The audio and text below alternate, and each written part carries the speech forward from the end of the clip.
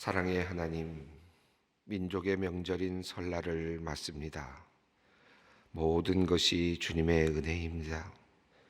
우리에게 낙심과 슬픔의 시간도 있었지만 지치고 외로울 때에도 주님께서 함께 해주셨고 위로해 주셨으며 이겨낼 힘을 주셨습니다.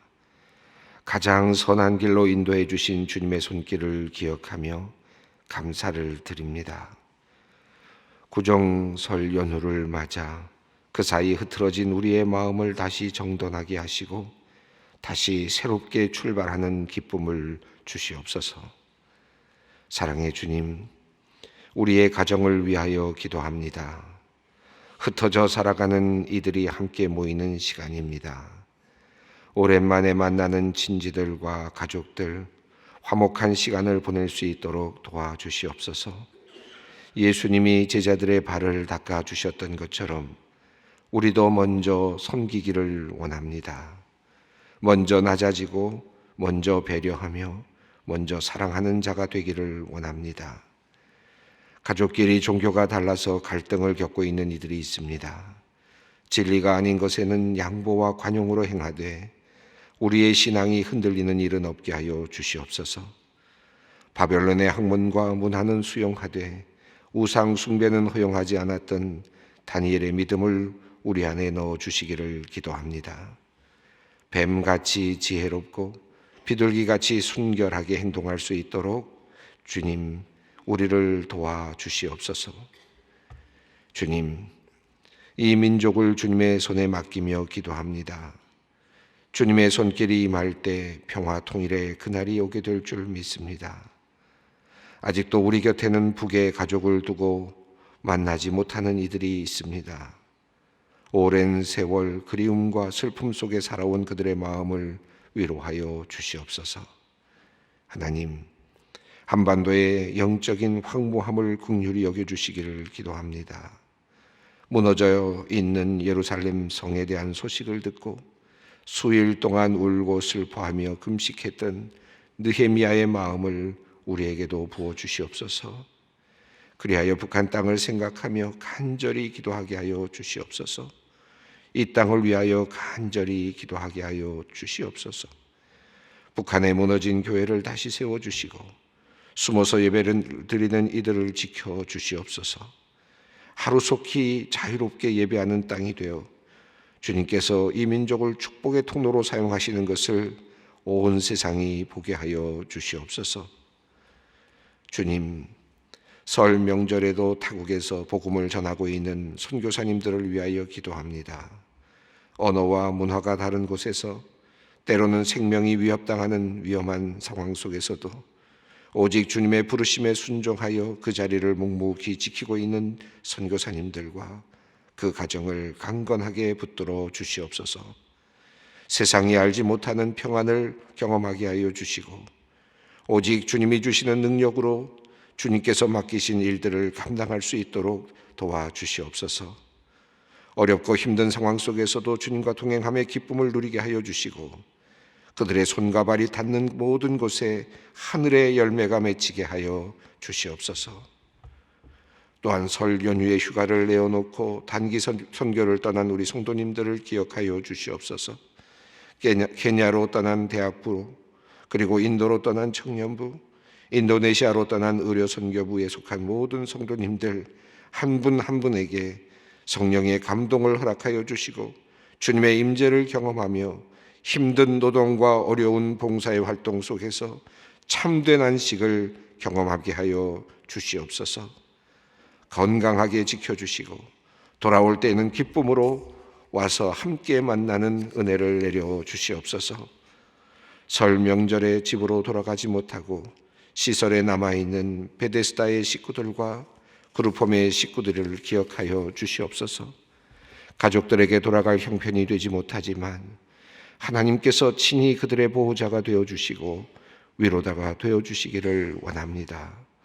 이들을 위해 쉼을 갖지 못하고 섬기는 직원들에게도 하나님의 크신 은혜를 내려주시옵소서. 병실에서 설을 맞는 분들이 있습니다. 외롭게 맞이하는 설입니다. 절망 가운데서 맞이하는 분들도 있습니다. 하나님, 우리 성도님들의 병실마다 찾아주시고 그들을 위로하여 주시며 새 힘을 주시옵소서. 다시 일어나 주님의 성전에 나와 함께 예배할 수 있도록 주님께서 은혜를 내려 주시기를 원합니다. 오늘도 고난 가운데 하루를 시작하는 성도님들을 위하여 기도합니다. 인생의 좁은 길을 걷고 있는 성도님들이 있습니다. 도무지 희망이 보이지 않는 암울한 현실 속에서도 그들이 삶을 포기하지 않도록 붙들어 주시고 인내하며 그 시간을 잘 지날 수 있도록 주님께서 힘과 위로가 되어 주시옵소서. 사고와 질병으로 근심하며 눈물로 기도하는 성도님들이 있습니다. 갑작스럽게 닥친 어려움으로 아직 마음을 추스리지 못하고 있는 이들에게 찾아와 주셔서 그 마음 어루만져 주시옵소서. 그들의 마음을 강하게 하여 주시고 사고, 수습과 치료 등 앞으로 남은 일들을 잘 진행하고 감당할 수 있도록 주님께서 도와주시옵소서. 인생의 고난 가운데 주님의 능력을 체험하게 하여 주시고 주님과 더욱 가까워지는 복된 시간 될 수 있도록 은혜를 내려 주시옵소서. 이제 하나님의 말씀 앞으로 나아갑니다. 오늘은 특별히 예배당이 아닌 곳에서 예배를 드리는 분들이 많습니다. 가정에서 함께 인터넷으로 예배를 드리는 가정, 소망수양관에서 예배를 드리는 성도님들, 분당기도처에서 예배하는 성도님들, 지하 예배실에서 기도하는 성도님들, 그리고 이곳 예배당에서 예배하는 성도님들 한 분 한 분이 하나님의 은혜로 가득한 이 새벽이 되게 하여 주시옵소서. 성령께서 우리의 마음에 오셔서 들을 수 있도록 인도하여 주시고 거칠어진 마음을 다스려 주시고 우리의 영혼을 맑게 하여 주시옵소서. 새로움을 경험하는 오늘 새벽이 되게 하여 주시고 가족과 함께하며 기쁨을 누리는 오늘 하루가 되게 하여 주시옵소서. 우리 주 예수 그리스도의 이름으로 기도 올리옵나이다. 아멘. 오늘 하나님의 말씀은 창세기 6장 9절로 22절 말씀입니다.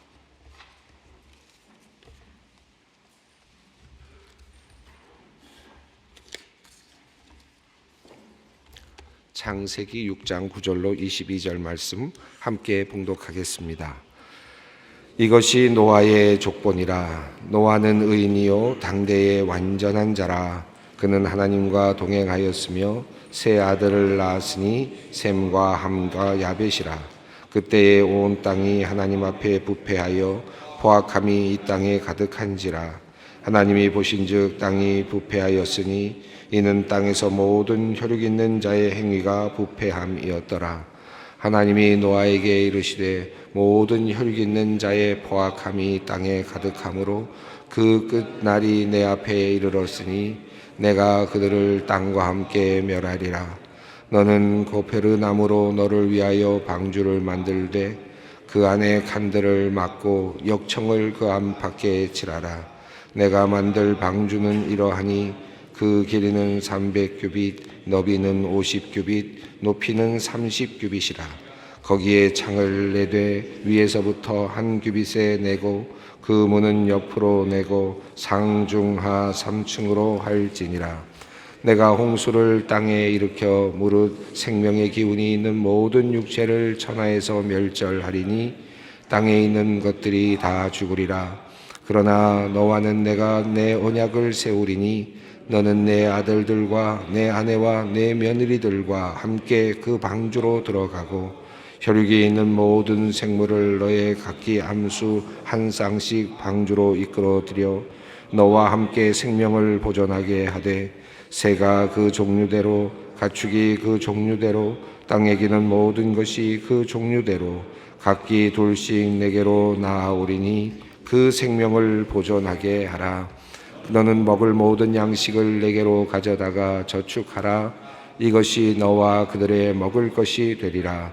노아가 그와 같이 하여 하나님이 자기에게 명하신 대로 다 준행하였더라. 아멘.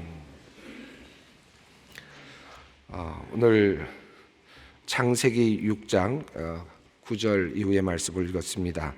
지난 시간에 말씀을 나누다가 조금 스탑되었던 곳이 5절, 4절까지였는데 5절부터 6절, 7절, 8절을 간단히 말씀드리고 오늘 본문을 함께 나누도록 하겠습니다. 시간이 없어서 사실은 그렇게 나누어졌지만 사실 5절과 6절, 7절, 8절의 말씀은 노아의 이야기로 넘어가는 서론과 같은 부분입니다.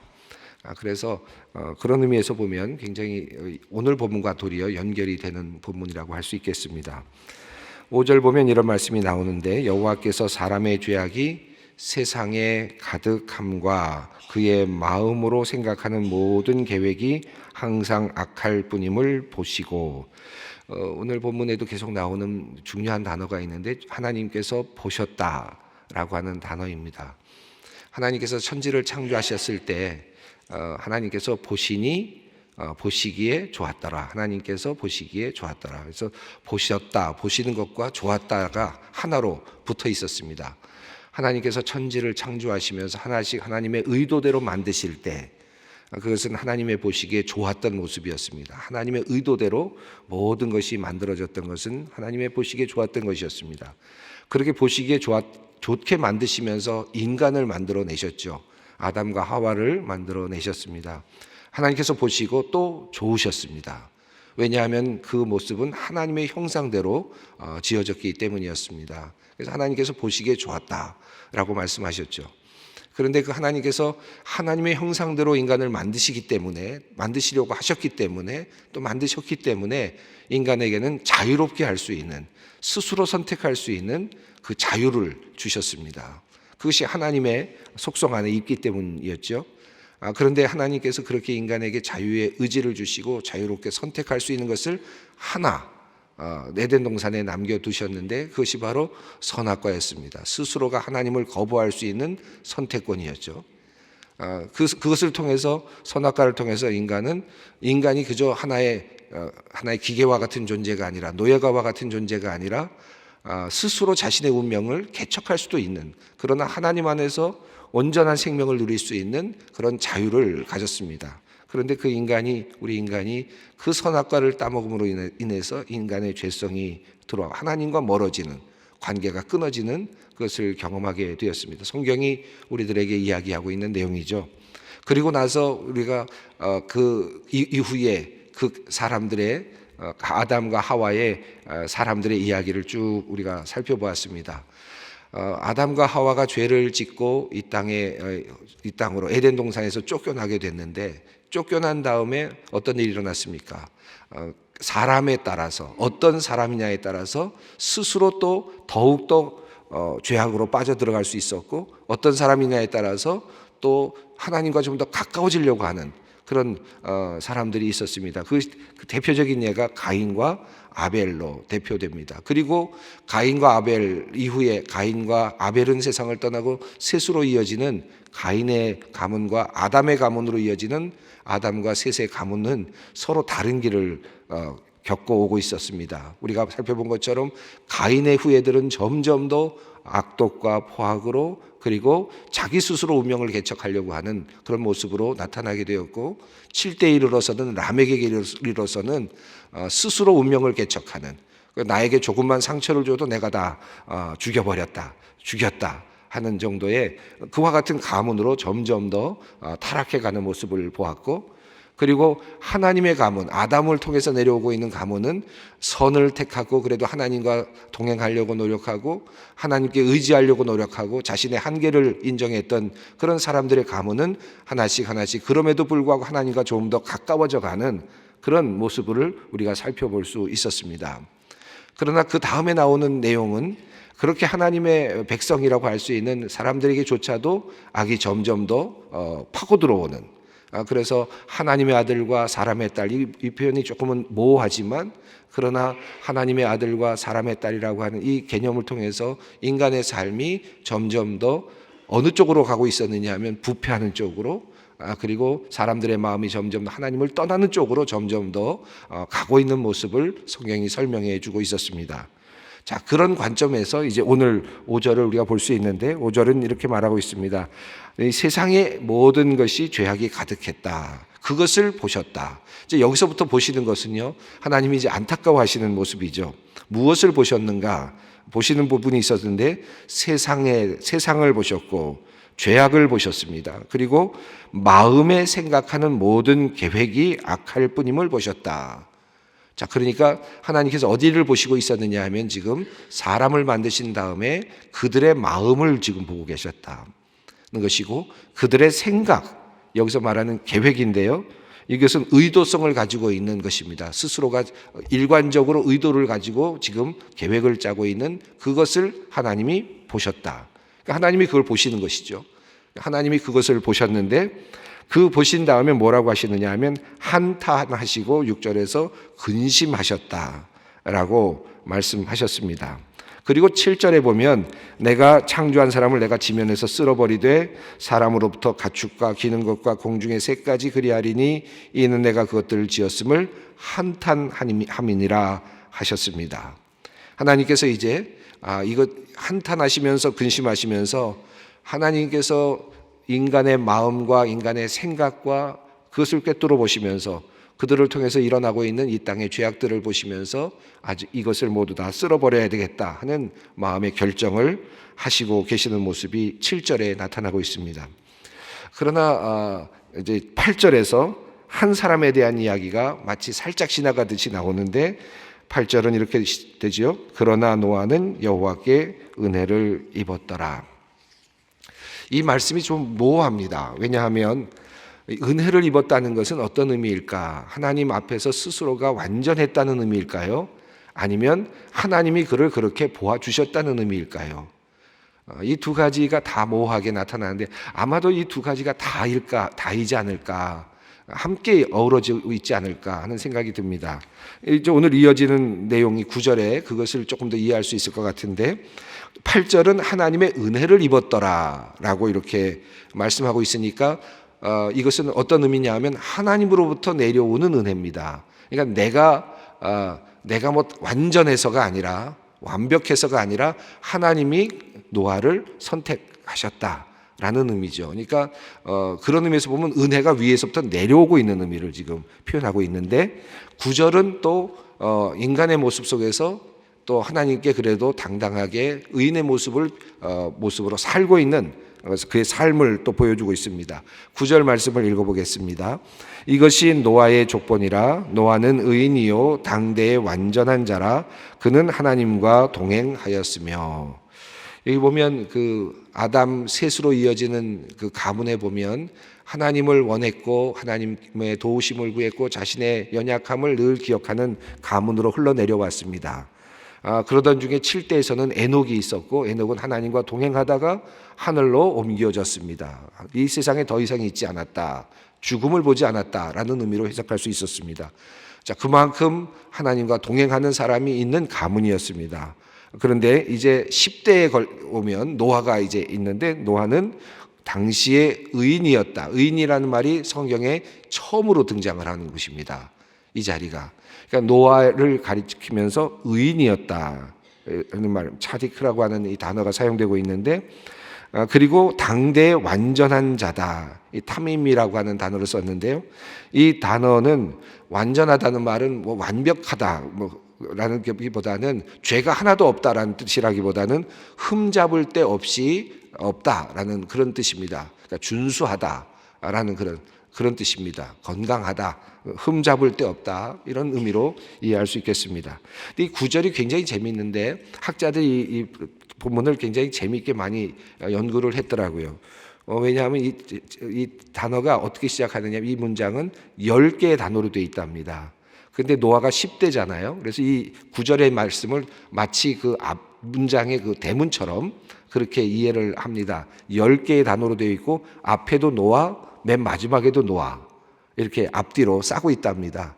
그래서 이게 특별한 어떤 의도를 가진 본문이 아니겠느냐, 이렇게 학자들이 많이 논의를 하는데, 여기서 이야기하는 것은 노아는 의인이었다. 새로 나온 단어입니다. 이제 의인이라는 단어가 하나 나오고 완전한 자, 흠잡을 데 없는 자, 그리고 하나님과 동행하였다라고 하는 이런 말씀이 나오면서 하나님께서 노아를 선택하시게 되는 그 이유를 설명하고 있습니다. 그러니까 이것을 뭐 완벽해서 죄가 하나도 없었다라기보다는 하나님을 찾고 또 부족함에도 불구하고 하나님 앞에서 의로운 모습으로 하나님 앞에 나아가고 있는 모습을 표현했다고 볼 수 있겠습니다. 그래서 10대에 걸친 아브라함 셋의 후손에서는 의인, 죽음으로부터 벗어나는 은혜를 입는 사람이 에녹이고 10대에 걸쳐서는 홍수로부터 구원을 얻는 사람이 노아입니다. 자, 10절은 세 아들을 낳았으니 셈과 함과 야벳이라. 이 부분은 이제 뒤에 또 우리가 나올 테니까 그냥 넘어가겠습니다. 11절과 12절을 읽어보겠습니다. 그때에 온 땅이 하나님 앞에 부패하여 포악함이 땅에 가득한지라. 하나님이 보신즉 땅이 부패하였으니 이는 땅에서 모든 혈육이 있는 자의 행위가 부패함이었더라. 자, 앞에서 하나님께서 보시는 관점은 그들의 마음과 생각과 계획이 지금 잘못되어 있는 것을 보았죠.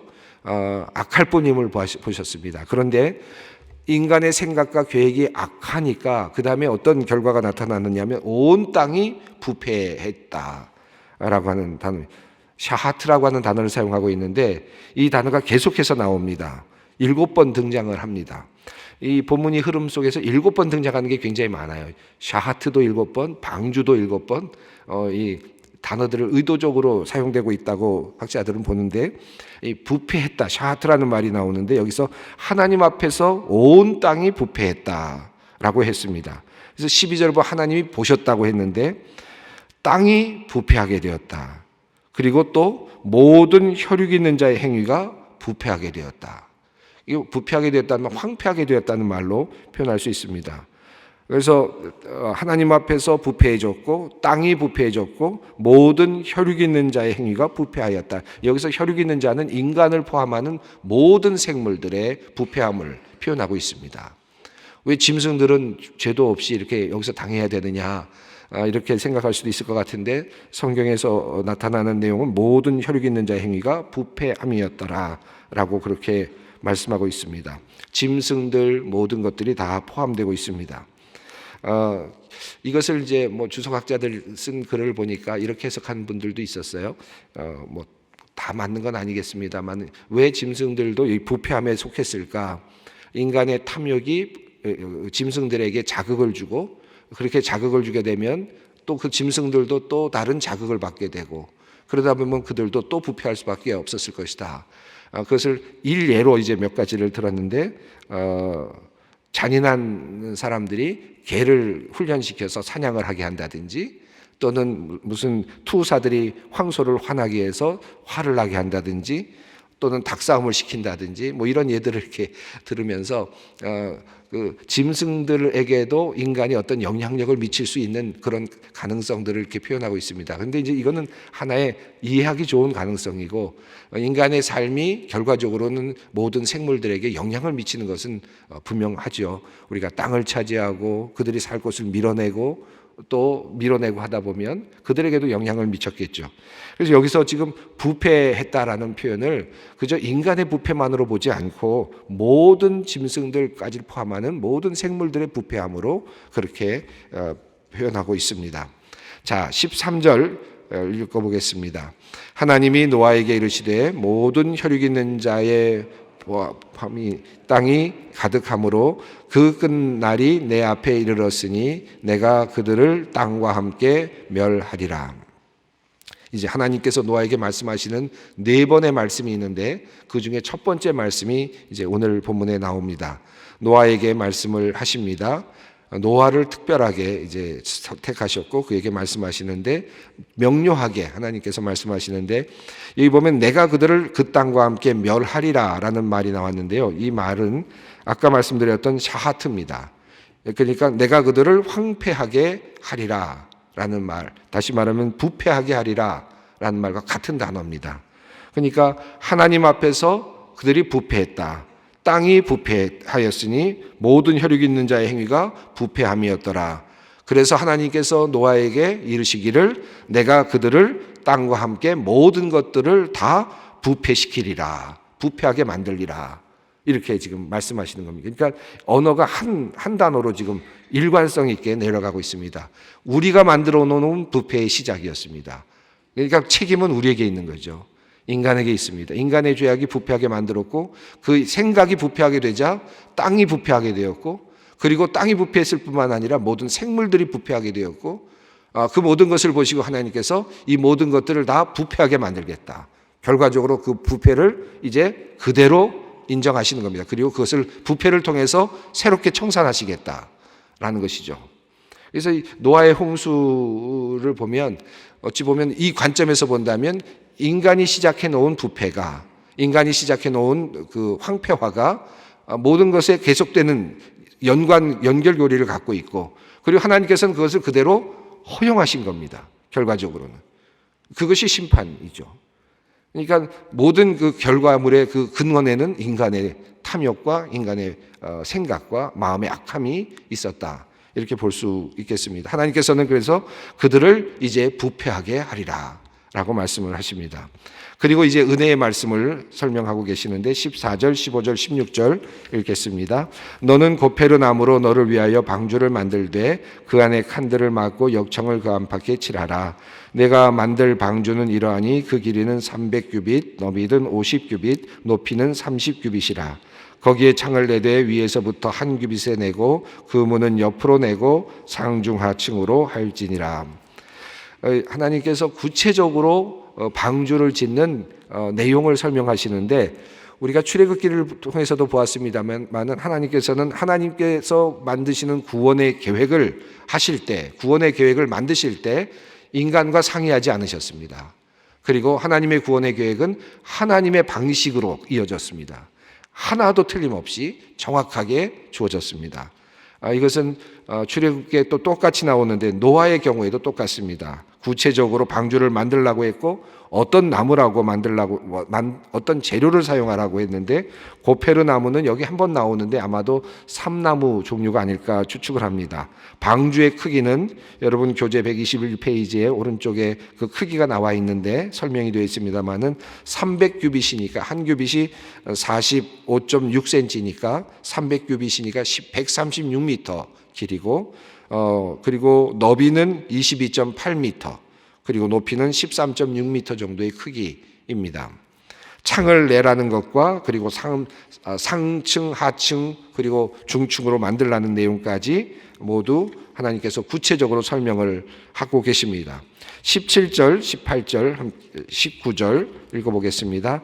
내가 홍수를 땅에 일으켜 무릇 생명의 기운이 있는 모든 육체를 천하에서 멸절하리니 땅에 있는 것들이 다 죽으리라. 그러나 너와는 내가 새 언약을 세우리니 너는 내 아들들과 내 아내와 내 며느리들과 함께 그 방주로 들어가고 혈육 있는 모든 생물을 너는 각기 암수 한 쌍씩 방주로 끌어들여 너와 함께 생명을 보존하게 하되. 하나님께서 홍수를 일으키겠다라는 말씀을 쓰셨는데 이 홍수라는 말이 비가 많이 와서 물이 불어나는 의미가 아닙니다. 여기서 말하는 것은 하늘 바다를 지칭하는 그런 의미인데 이것은 아주 특별한 의미입니다. 나중에 이제 홍수 사건에서 우리가 확인하겠습니다만은 이건 하나님의 어떤 기적적인 그런 의미인데 하나님께서 천지를 창조하실 때 땅 위에 물, 땅 아래에 물, 하늘 위에 물을 두셨잖아요. 그 모든 경계선을 흐트러 놓으시는 것입니다. 그 의미가 더 강합니다. 그것이 홍수이죠. 그러니까 하나님께서 이미 인간의 삶을 위해서 모두 나누어 놓으셨던 그 물의 경계들을 놓아버리시는 것이 홍수입니다. 그래서 생명의 기운인 모든 육체를 다 멸절하기라 하는 말씀을 하십니다. 그리고 이제 22절에서 그런데 하나님께서 명령을 다 하셨는데 18절에 하나 중요한 게 있습니다. 내가 너와 언약을 세우리니 라는 말이 나오는데 이 베리트라고 하는 언약도 성경에 처음으로 등장합니다. 의롭다라는 단어도 여기 처음 등장하고 이제 언약이라는 단어도 여기에 등장합니다. 자, 22절은 이렇게 끝납니다. 노아가 그와 같이 하여 하나님이 자기에게 명하신 대로 다 준행하였더라. 이 말씀은 21절과 22절 사이에는 어마어마한 시간과 어마어마한 노력과 그리고 재산과 노동 모든 것들이 다 들어있죠.